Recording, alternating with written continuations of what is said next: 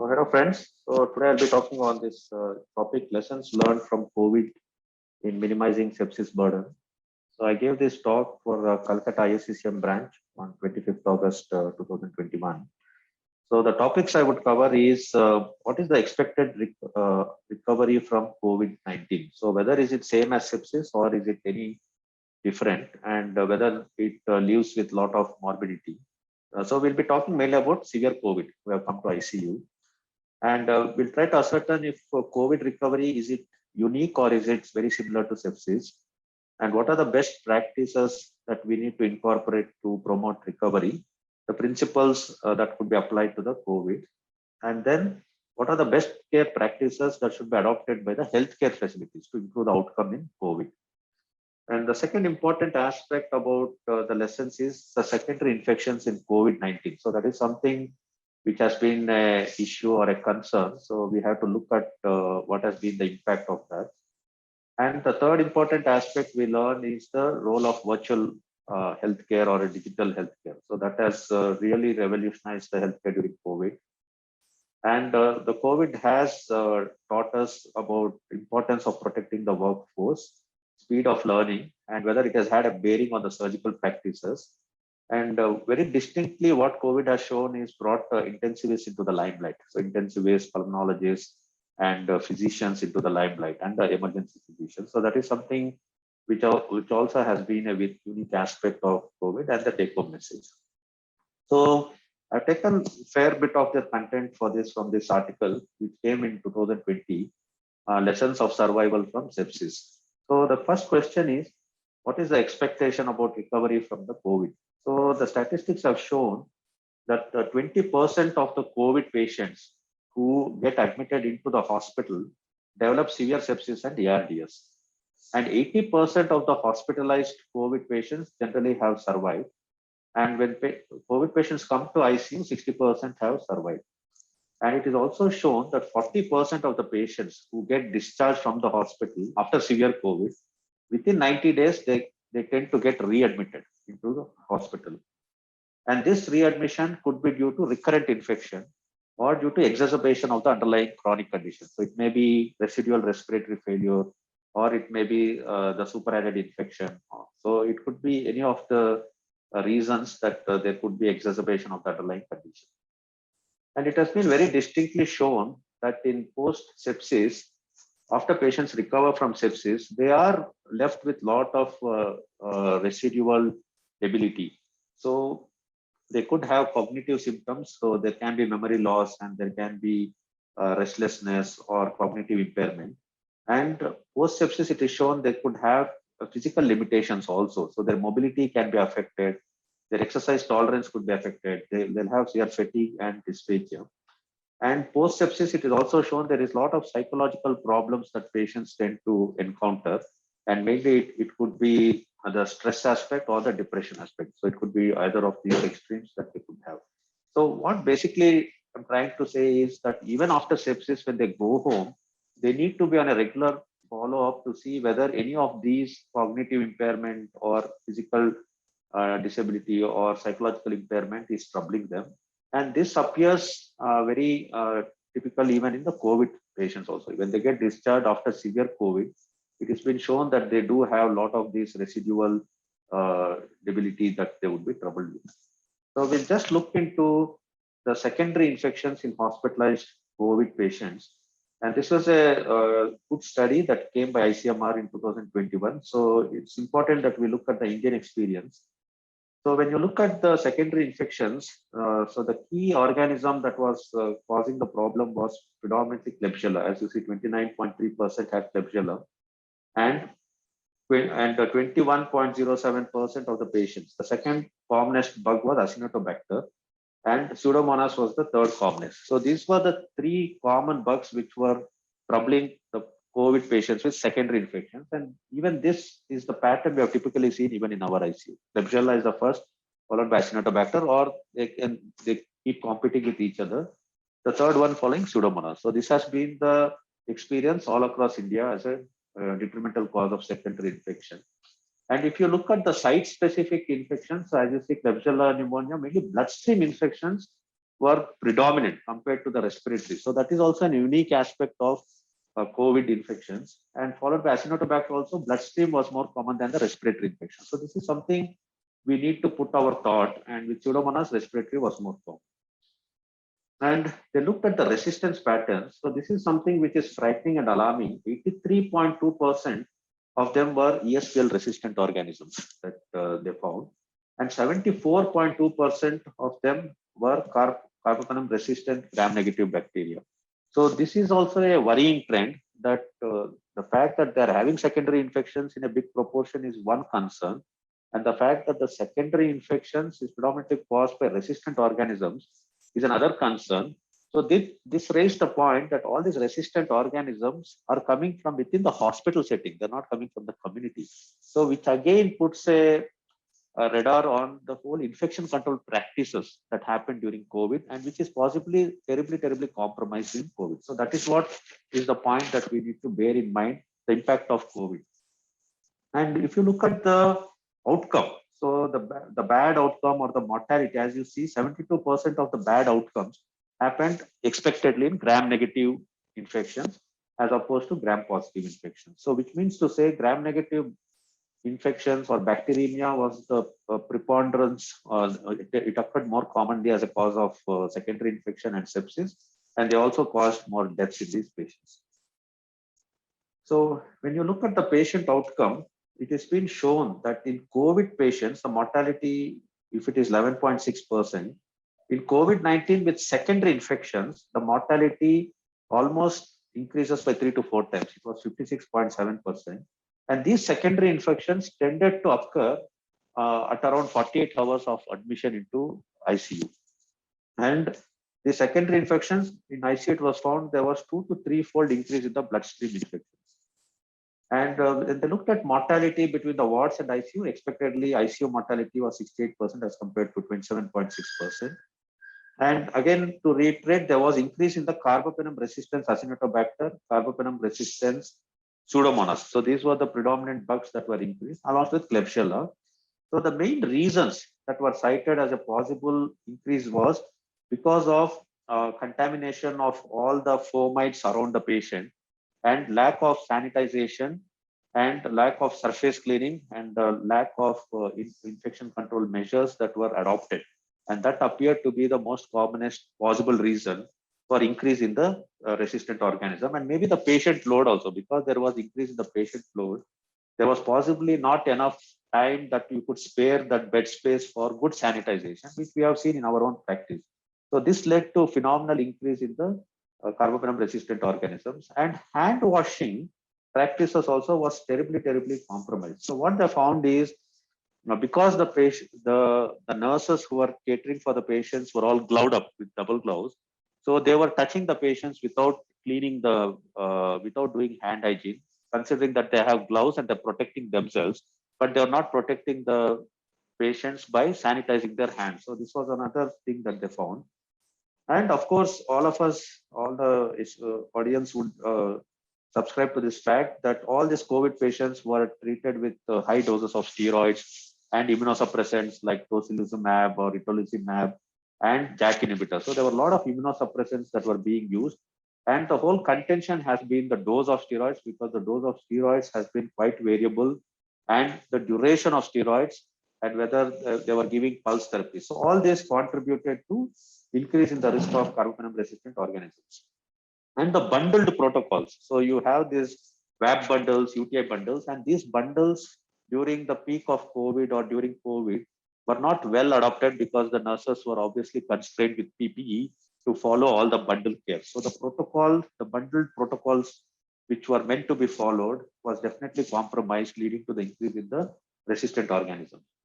And the indiscriminate use of antibiotics in COVID definitely is one of the reasons that has led to increase in the resistant organisms causing the infections in these.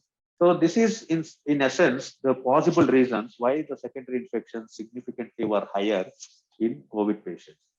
And so the authors emphasize that timely culture of these patients, so the timely sending off the blood cultures at a lightest suspicion, or the DPT culture, urine culture, has to be done mandatorily to sort of identify these infections early on, and use of biomarkers like procalcitonin. So this we have adopted in our own practice, where with COVID, seeing the rise in these resistant organisms, we, especially when we consider starting tocilizumab, we do send off procalcitonin to make sure there is no underlying indolent infections, which otherwise we may have missed. So early usage of these biomarkers to pick up the cues of possible secondary infections helps in mitigating the rise of these resistant organisms. And antibiotic, again, I had to re-emphasize the overusage of antibiotics, which seems to be a perennial menace that is haunting all our medical fraternity, has to be curtailed. And there is an emphasis on timeout at 48 hours. What that means is you follow the culture. If it is negative, please stop antibiotics. That's what it means. So you start when there is a suspicion or patient is sick, but when cultures are negative, so we have no business to continue antibiotics, because antibiotics indiscriminate usage definitely are shown to increase the rise of resistant organisms in ICU.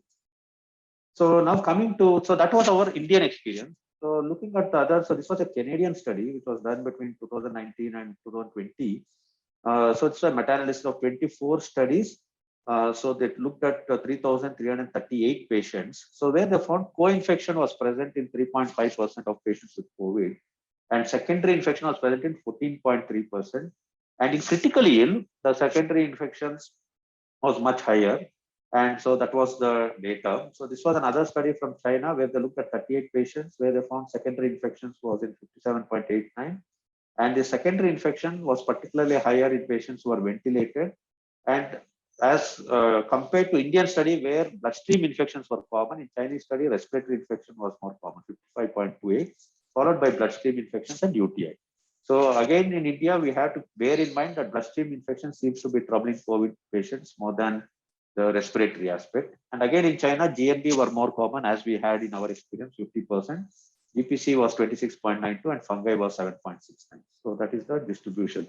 So all in all, so these three studies you see, so we have to bear in mind the risk of secondary infections leading to sepsis in COVID is quite common.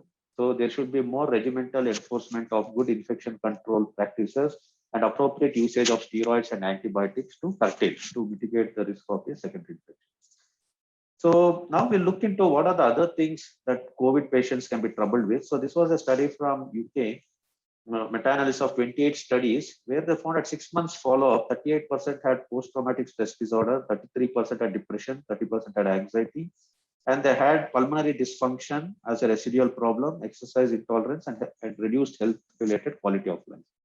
So this was another study from US which showed, which was a prospective cohort study of 516. So moderate to severe cognitive impairment, there is threefold increase in patients with COVID. So it increased from 6.1% to 16.7%. And they had a functional impairment, so their ability to take care of themselves by bathing and dressing was affected in especially older individuals. The study was in mainly older individuals, where their quality of life dwindles. So again, to re-emphasize, because the quality of life dwindles, so there is a renewed emphasis that these patients would possibly need a good rehabilitation. And there is a move to a concept called post-ICU rehab centers or post-ICU care centers, where they will be optimized. So I will come to, so that is also a new thing that COVID has taught us, and maybe that possibly has to be applied to even sepsis patients, because that's the similarity. So this was another study from US, a large one. At 3 months, they showed return to work happened only in 33% of the patients, which means it significantly affects your work performance also.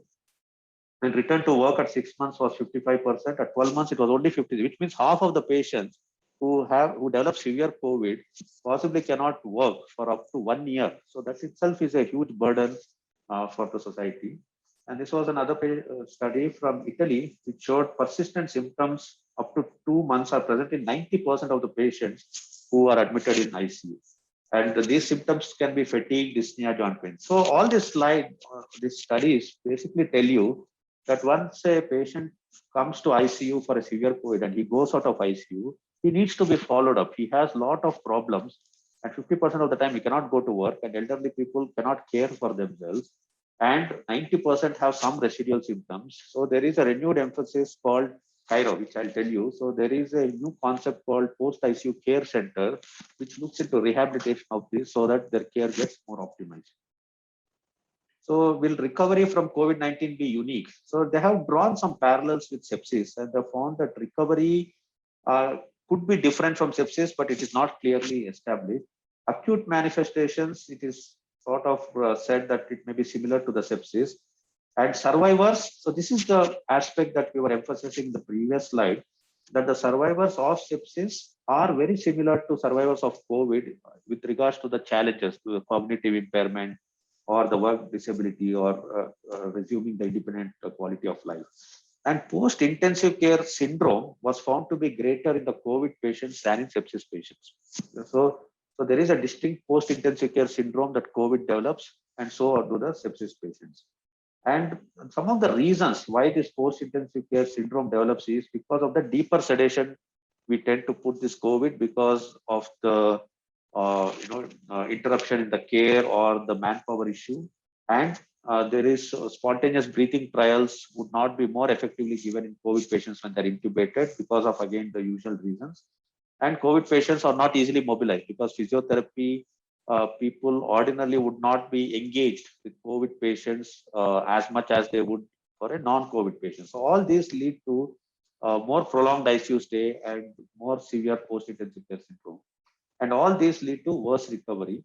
Again, the emphasis that authors draw is a good protocol evidence based on evidence-based medicine has to be incorporated even for COVID patients to improve outcome.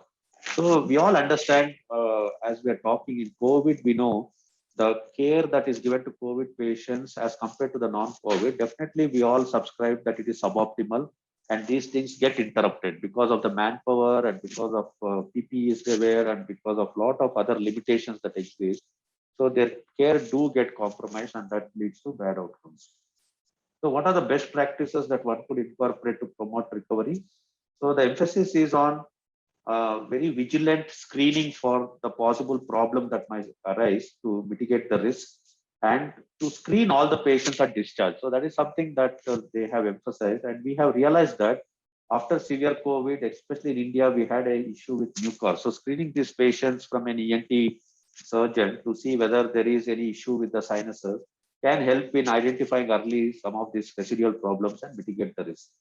And medical optimization at the time of discharge, and there is emphasis on all the physical rehabilitation cannot be emphasized more, because that has led to improved outcome in these patients. So after the patients go out of ICU with severe COVID, there needs to be some sort of a rehabilitation program that should be charted for them, and they should not be just sent home and to fend for themselves, because they would end up with problems later.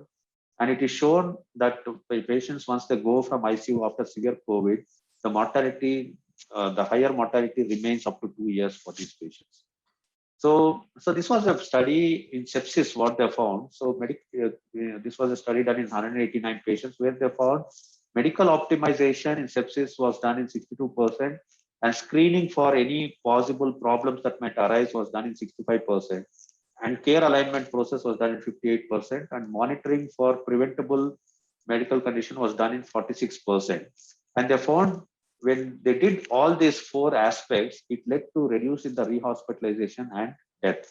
But only 20% of them got all these 4 domains: medical optimization, screening for the problem, or care alignment process, and monitoring for. So all these 4 aspects were incorporated in only 20%. So basically it is to emphasize that adequate optimization has to be done for these patients, and cues have to be picked up for possible complications, which is shown to reduce rehospitalization and death.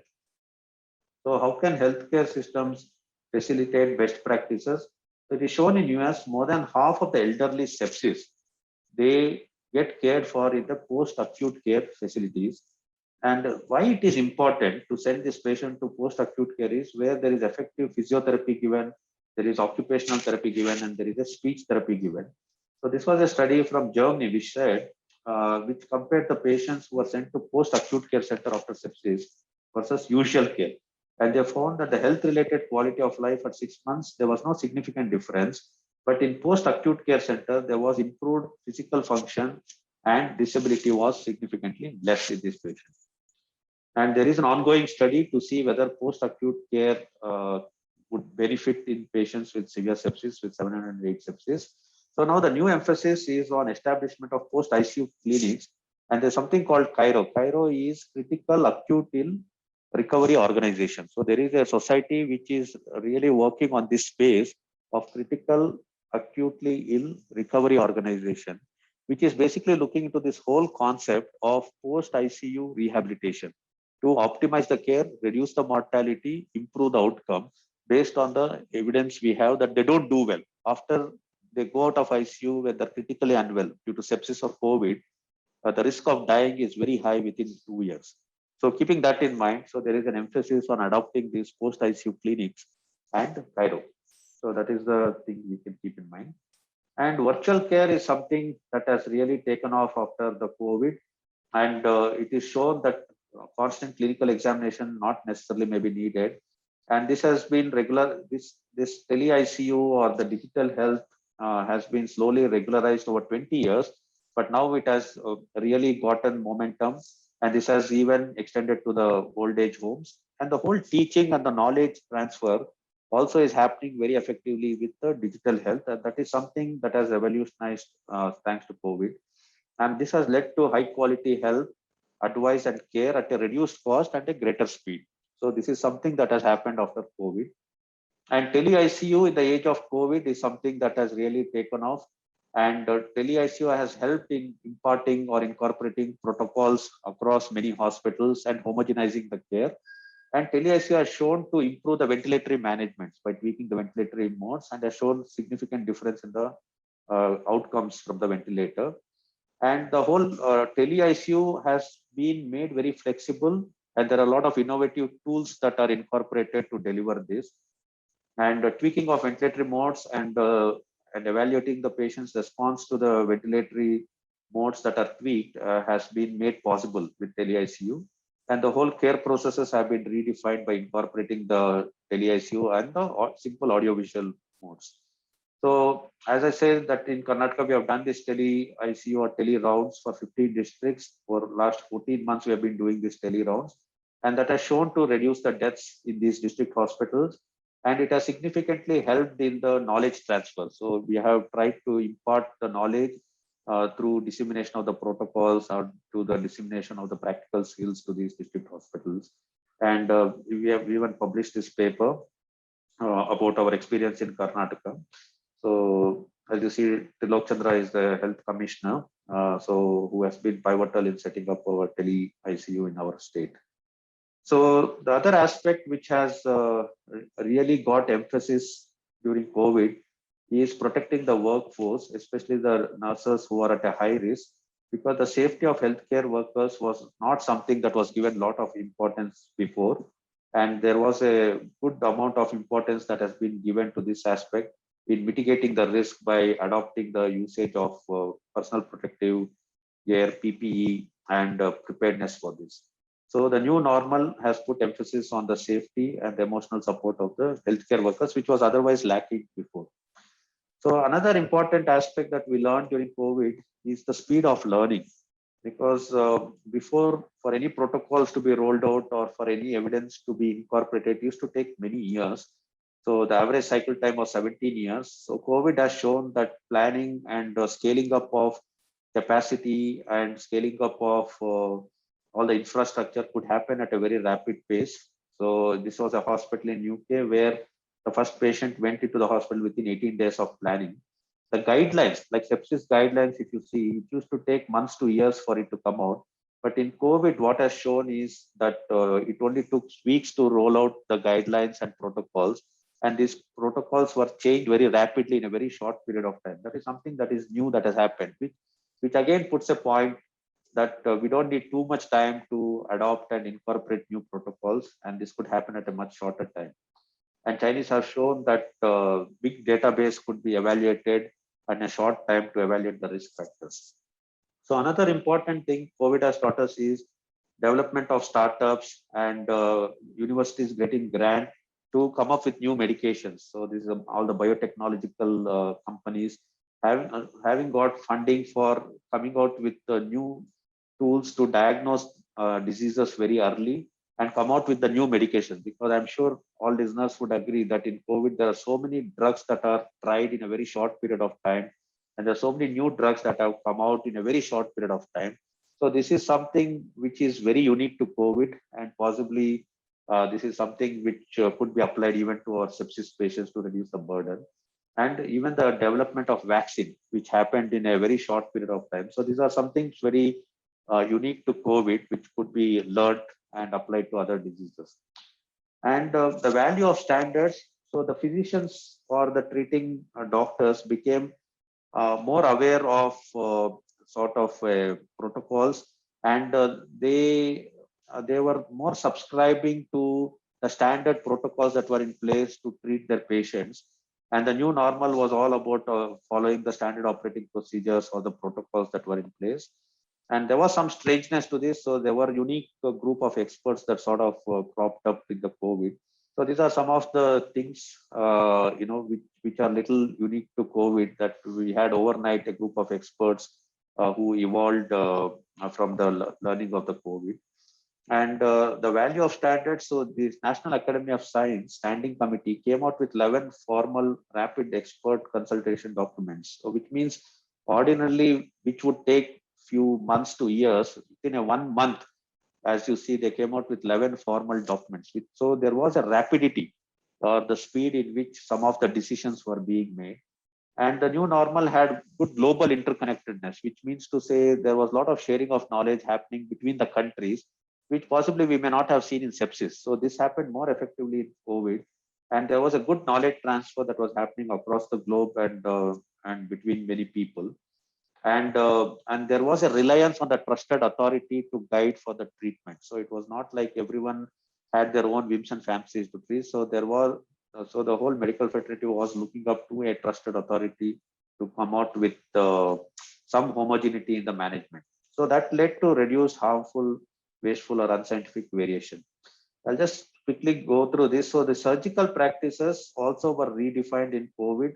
So it was the triaging of the surgical patients became more streamlined, with emphasis on safety of healthcare workers. And there was better communication and better triaging that has happened thanks to COVID. And even the diagnostic tests that were done prior to surgery, that also changed a lot, because any patients who would go to a surgery would get a lot of screening, would get a screening for a lot. Ordinarily, they would get screening for serology. Now they get screened for possibly underlying infections and for COVID, and mandatory CT scans are being done to look for any underlying problem. So all this was something that was new in sepsis. So last but not the least was the emphasis on intensivists. So the role of intensivists was well established in COVID, and they became the frontline warriors, the ER physicians, pulmonologists, internists, and family, who otherwise were remaining on the background.